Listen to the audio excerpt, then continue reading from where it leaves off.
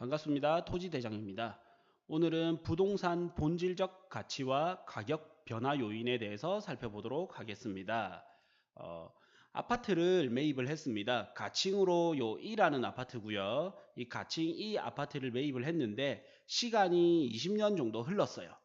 20년 정도 흐르면서 아파트 가격이 상승했단 말이에요. 그러면 이제 이 5억 원 하던 아파트가 7억 원으로 가격이 상승하였는데 이 가격 상승 이유는 무엇일까에 대해서 살펴보도록 하겠습니다. 어, 요 공급 금액 및 납부 일정표를 제가 가지고 왔는데 이 표는 기존의 이 아파트가 아니고요. 다른 아파트 공급 금액 및 납부 일정표예요. 이거는 이해를 돕기 위해서 제가 그냥 가지고 온 겁니다. 요 공급 금액 및 납부 일정표를 보면 주택형 해서 84A, 84B, 109, 137A, 137B 이렇게 나오고요. 공급 세대수가 나오고 동별 라인별 그 다음에 층구분, 그 다음 해당수, 분양가격, 대지비, 건축비, 그리고 부가세, 그 다음에 합계가 나오죠. 그리고 이제 계약금 10%, 중도금 60%, 잔금 30%에 대해서 또 이렇게 납부표가 나오죠. 근데 여기서 우리가 조금 특이한 게 여기 109부터 137 이래 나오죠. 이게 이제 주택 전용 면적의 주택 전용 면적이거든요. 근데 부가세가 84A, B는 부가세가 없지만 109부터는 이제 부가세가 붙는단 말이에요. 예. 그래서 이 부가세가 붙는 이유에 대해서 먼저 설명을 드리면 국민주택 규모라고 해서 국민주택 규모란 85제곱미터 그러니까 25.7평 이하의 주택을 국민주택이라고 합니다. 그래서 국민주택 규모 이하의 주택은 부가세가 면제가 돼요. 그리고 그 이상은 이제 부가세가 포함이 되는 겁니다. 그래서 85제곱미터 이하까지는 국민주택 규모라고 하고 이 주택 규모까지는 부가세 면제를 받을 수가 있는 거예요. 그래서 이제 부가세가 포함이 안 된 겁니다. 그리고 이제 이게 초보 강의다 보니까 이제 기초적인 부분을 조금 설명해 드리면 요 제곱미터 이 단위를 제곱미터라고 부르고요. 이 제곱미터는 평방미터랑 같은 표현이에요. 그래서 제곱미터, 평방미터는 같은 말이고요. 그러면 이 제곱미터의 면적은 가로 세로 1m 곱하기 1m 그러니까 가로 세로 1m의 면적을 뜻하는 게 이 제곱미터입니다. 이 제곱미터는 3.3 제곱미터를 우리는 흔히 이제 한 평이라고 하는 거예요. 근데 조금 더 자세히 하면 3.3058이고요. 이 평을 또 제곱미터로 나누기 위해서는 0.302호를 나누면 됩니다. 어쨌든 3.3 제곱미터가 약 한 평이다. 이렇게 이해를 하시면 되겠습니다. 그리고 다시 이제 넘어가면 우리가 부동산의 구성에 대해서 살펴봐야 되거든요. 부동산은 토지 또는 토지와 건물이 부동산의 구성이에요. 그래서 보면 이제 토지만 있는 거를 부동산이라 할 수도 있고요. 혹은 토지 플러스 건물이 합쳐진 거를 또 부동산이라고 하는 거예요. 그래서 부동산은 토지 또는 토지 플러스 건물을 부동산이라고 합니다. 건물만 존재하는 부동산은 있을 수가 없어요. 중력의 지배를 받기 때문이죠. 네. 그래서 이제 토지 또는 토지 플러스 건물을 이제 부동산이라고 한다. 이게 이제 부동산의 구성입니다. 네. 그래서 이제 다시 돌아와서 공급 금액 및 납부 일정표에서 살펴보면 이제 분양 가격을 보면 이제 부가세가 포함 안 되는 거를 제가 예시로 들어 드릴 거예요. 왜냐면 이제 부가세가 포함이 안 돼야 조금 더 이해하는데 편리하기 때문이죠. 그럼 84 제일 흔한 이제 84A 타입을 보겠습니다. 그리고 그냥 제가 이제 제일 저렴하게 나온 84A 타입 중에서 2층을 그냥 임의로 이제 보는 겁니다. 요 2층을 이렇게 보면 요거를 다시 이렇게 살펴보면 84A 타입 2층이고요. 요거는 이제 부동산은 조금 전에 구성이 토지와 건물로 되어 있죠. 아파트도 마찬가지로 구성은 토지 플러스 건물로 되어 있습니다. 그리고 이 건물은 아파트에서 이제 건물은 공급 면적 더하기 기타 공용 면적이 건물의 면적인 거예요. 그래서 이거를 조금 세부적으로 살펴보면 이 공급 면적 즉 주택 공급 면적은 주거 전용 면적 그리고 주거 공용 면적이 있고요. 이 두 개가 합쳐진 게 주택 공급 면적이에요. 그리고 이 주택 공급 면적 플러스 기타 공용 면적을 더한 게 이제 계약 면적이 되고요. 네. 그 다음에 세대별 대지 지분, 그러니까 즉 토지 면적이 되는 거예요. 네. 그래서 이거 하나씩 살펴보면 주거 전용 면적이 84.9665 제곱미터예요. 평방미터랑 같은 뜻이죠. 이거를 평수로 계산을 하면 84.9665 제곱미터 곱하기 0.3025를 곱하면 평수가 나오거든요. 이게 25.70평입니다. 그래서 주거 전용 면적은 우리가 흔히 이야기하는 25.70평이고요. 그 다음에 주거 공용 면적은 9.85평이 됩니다. 그리고 이게 합쳐진 면적이 이제 35.55평이에요. 우리는 흔히 이제 84A 타입이라 하면 요 주거 전용 면적과 공용 면적을 합쳐진 면적을 이야기를 하거든요. 그래서 제가 빨간색으로 35.55평. 그러면 요 아파트는 35.55평이고 혹은 35평형이라고 부르기도 합니다. 그래서 여기서 이제 서비스로 해서 기타 공용 면적 즉 13.93평을 서비스로 주는 거거든요. 아파트 같은 경우에는 주택이기 때문에 주택법에 의해서 분양을 하게 되어 있어요. 그래서 요거는 돈을 받지 않고 무료로 포함을 해서 주는 거예요. 그런데 건축법에서 포함을 할 때는 13.93평이 포함이 돼요. 그래서 즉 이 13.93평인 기타 공용 면적을 유료 부분, 돈을 주고 매입을 하는 부분이고요. 주택법에서는 이걸 포함을 못하도록 되어 있어요. 그래서 이제 무료로 받을 수 있는 면적인 거예요. 그래서 계약 면적하면 이 모든 면적이 합쳐져서 35.55평 플러스 기타 공용 면적이 합쳐져서 이제 162.6136 제곱미터가 되고요. 이거를 평으로 하면 49.49평이 되는 겁니다. 그래서 전체 내가 쓸 수 있는 건물의 전체 면적하면 49.49평이 되는 거예요. 그리고 대지 면적은 12.52평이고요. 요거를 이제 조금 더 이해하기 쉽게 그림으로 보시면 요 파란색 부분이 말 그대로 내가 주거로서 주택으로서 정말 쓸 수 있는 전용 면적이 되는 거예요. 그래서 주거 전용 면적이 되고요. 그리고 이 집을 쓰기 위해서는 뭐 계단이나 복도, 엘리베이터 뭐 이런 걸 포함해서 이제 쓸 거 아니에요. 이거는 내 혼자 쓰는 거고 계단, 복도, 엘리베이터는 나의 옆집과 같이 쓰게 되겠죠. 이거는 이제 주거 공용 면적, 주거에 필요한 공적인 면적. 그래서 주거 공용 면적이 되는 거예요. 그리고 이제 기타 공용 면적이라고 하면 이제 건물 밖에 있는 예를 들어서 단지 내 관리 사무소라든지 노인정, 주차장 등이 이제 기타 공용 면적이 되고요. 그리고 아파트에서는 발코니 면적 등을 이제 서비스 면적으로 해서 더 서비스로 말 그대로 서비스로 주는 면적입니다. 그래서 아파트는 이제 주택법에 의해서 분양을 하는데 여기서 기타 공용 면적과 서비스 면적은 무료로 주는 면적이고요. 그 다음에 오피스텔은 건축법에 의해서 분양을 하게 되거든요. 상가도 마찬가지고 공장도 마찬가지예요. 이런 이제 건축법에 의해서 분양을 하는데 상가나 공장은 별로 헷갈리지 않는데 보통 오피스텔이 많이 헷갈리잖아요. 근데 오피스텔은 주택법에 의한 분양이 아니라 건축법에 의한 분양이다 보니까 기타 공용 면적 및 서비스 면적이 유료로 포함이 되어 있단 말이에요. 그래서 내가 돈을 주고 포함하는 면적이 돈을 주고 사는 면적이란 말이에요. 그러면 앞전에 이제 사례를 보면 앞전에 예시표를 보면 계약 면적이 49.49평이었고요. 주택 공급 면적은 35.55평, 기타 공용 면적이 13.93평이었어요. 그래서 이제 주거 전용 면적, 말 그대로 이제 집으로 쓰는 면적이 25.70평이었거든요.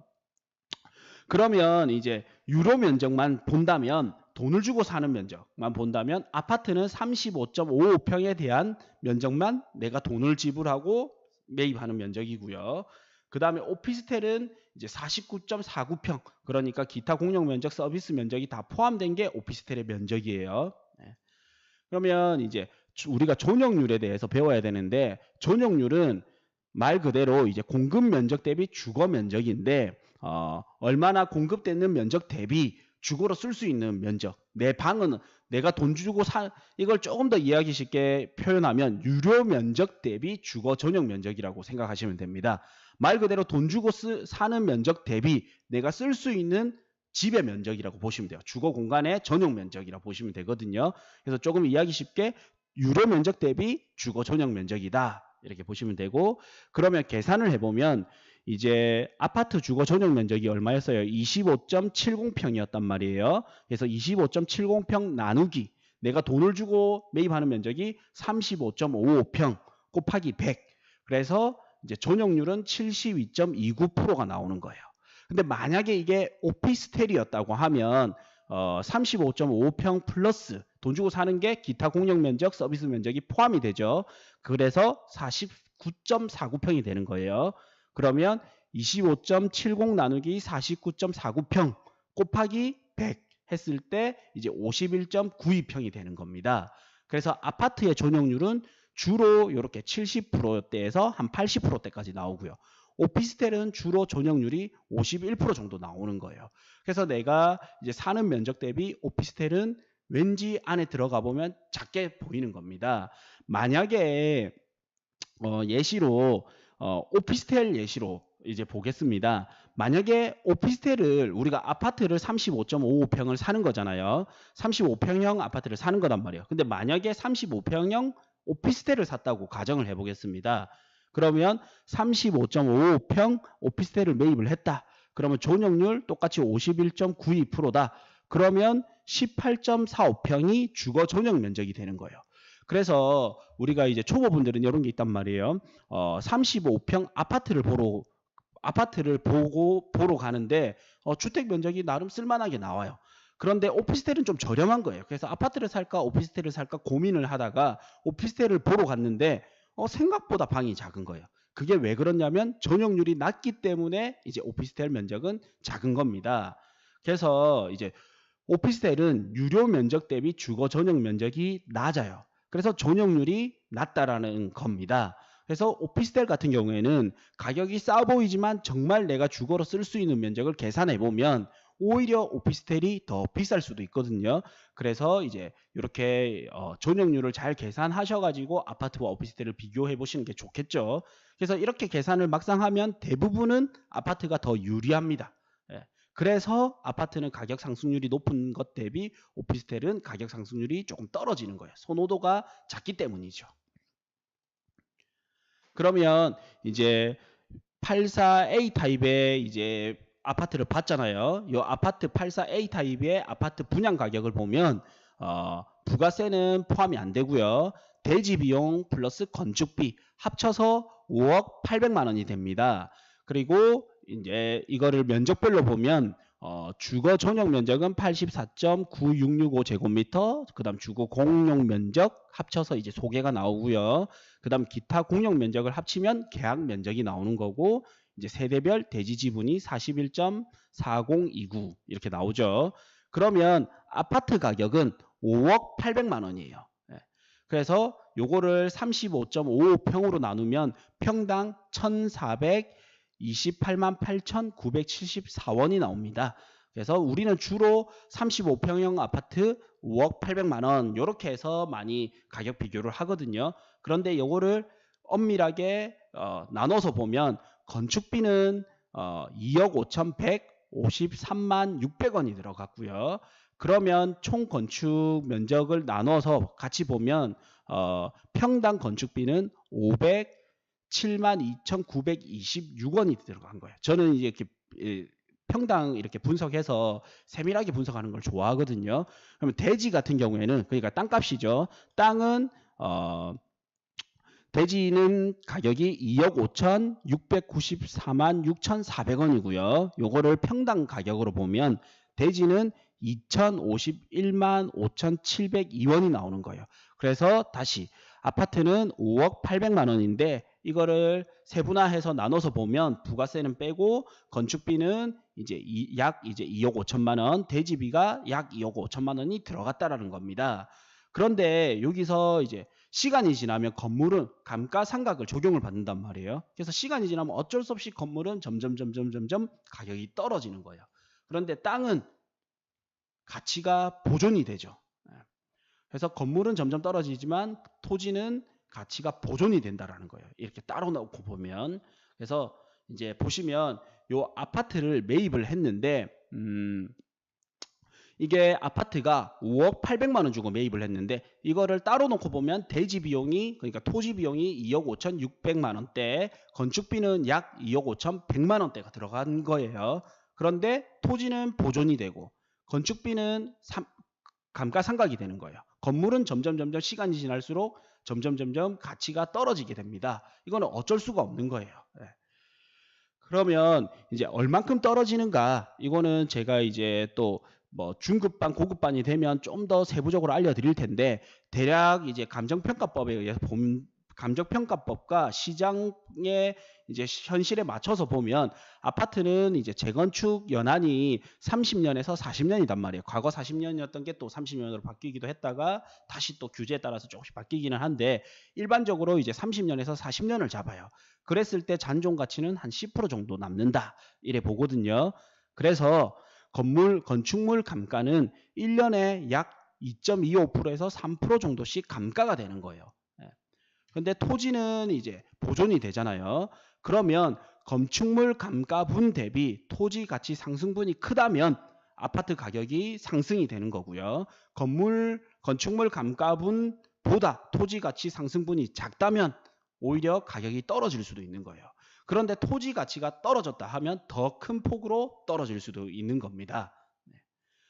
그래서 부동산이 가격이 올랐다라는 거는 엄밀하게 따져보면 건물 가격이 오른 게 아니라 건축물의 가격이 상승한 게 아니라 토지 가격이 상승했다라는 겁니다. 그래서 부동산 특히 아파트 가격이 올랐다. 그러면 건물 가치 하락분보다 토지 가치의 상승분이 더 컸기 때문이다 라고 볼 수 있습니다. 그래서 부동산의 본질적 가치는 토지의 가치에 있습니다. 그래서 부동산 본질적 가치는 토지의 가치다. 이래 보시면 됩니다. 그래서 오늘 이제 전달해 드리고자 하는 이 메시지는 토지의 특징 중에 용속성에 대해서 말씀드리려고 하는 거예요. 이 용속성이란 무엇인가? 그래서 제가 이제 살펴봤습니다. 용속성이란 토지는 다른 상품과 달리 계속되는 이용에도 불구하고 소모나 마멸되지 않는 성질이 있다. 그래서 여기 나오죠. 토지는 다른 상품과 달리 계속되는 이용, 그러니까 계속 사용하는데도 불구하고 소모나 마멸되지 않는 성질이 있다. 이게 용속성이라는 거예요. 즉 시간의 무한성이라고 할 수 있다. 시간이 무한대로 지나더라도 영원히 보존이 되는 거예요. 토지의 자연 가치는 인간이 만들어내는 경제의 호황이나 불황과 달리 아무런 변화가 없다. 인간은 생사가 있어서 토지를 영원히 점유, 사용, 소유할 수 없다라는 거예요. 무슨 말이냐? 내가 땅을 매입을 했어요. 근데 토지는 이게 생명이 영구적인데 사람은 영구적이지 않죠. 그래서 영원히 사용, 점유, 소유할 수 없다라는 뜻입니다. 그리고 설령 후손에게 지속적으로 상속시킨다 하더라도 혼인관계로 타인과 공유관계가 성립되기 때문에 일가가 배타적으로 독점할 수 없다라는 겁니다. 근데 이에 반해 건물은 인공물이기 때문에 반용속적이라 할 수 있다라고 하는 특징이 이제 토지의 용속성입니다. 이게 가장 어떻게 보면 기초가 되는 특징이지만 이 기초가 되는 특징 이게 가장 이제 또 기본이 되고 근간이 된단 말이에요. 그러다 보니까 요거에 따라서 우리가 보는 상품을 보는 시각도 바뀌어야 된다라는 겁니다. 그래서 오늘 배운 부동산 가치와 토지 용속성에 대해서 요약해보면 부동산은 토지와 건물로 구성되어 있다. 그런데 토지는 용속성 특성상 가치가 보존되나 건물은 감가가 된다. 즉 감가상각비가 적용을 받는다라는 겁니다. 근데 토지 같은 경우에는 감가상각비가 적용을 안 받으니 안전하다라는 거예요. 그 상품의 가치가 안전하기 때문에 안정성이 높다. 그런데 건물은 계속 관리가 필요하죠. 그러다 보니까 내가 아무래도 관리를 하다 보면 시간이 계속 투여가 되는 거예요. 시간과 노동이 투여되다 보니 이 관리가 아무래도 비효율적이고 토지 같은 경우에는 나의 관리가 크게 많이 필요 없게 되죠. 그래서 관리가 굉장히 효율적인 거예요. 그래서 부동산의 본질적 가치는 토지에 있는데 부자들은 이 두 가지의 큰 이유 때문에 굉장히 토지를 많이 선호합니다. 내가 들고 있더라도 감가상각비 적용도 안 받고요. 시간적 효율도 훨씬 뛰어나단 말이에요. 그래서 부자들은 땅을 좋아하고 부동산을 오래 하셨던 분들도 땅을 좋아하는 거예요. 우리 무슨 대기업, 무슨 부자가 모 기업에서 S그룹에서 아파트를 투자했습니다. 아파트를 300세대 매입을 했습니다. 이런 소리 한 번도 못 들어봤죠. 부자들은 다 땅을 사고 건물은 지어서 파는 용도예요. 왜? 감가상각비를 적용받고 관리의 효율성이 떨어지기 때문이에요. 그런데 이제 감가상각비 적용을 받지 않고 관리의 효율성이 높은 땅을 계속적으로 매입하고 건물은 짓고 팔든지 건물은 짓고 사용을 하는 거예요. 그래서 부자나 대기업들은 땅을 선호한다라는 겁니다. 그래서 오늘 배운 거를 다시 보면 건물 가치 하락분보다 토지 가치 상승분이 커야 부동산의 가치는 상승할 수 있다는 겁니다. 결국 토지 가치가 상승될 지역의 부동산을 보는 게 본질적 가치에 충실한 겁니다. 그래서 부동산 보는 눈이라 하면 아파트나 토지나 상가나 모든 부동산은 결국 토지 가치가 상승될 곳을 주목해 봐야 된다는 겁니다.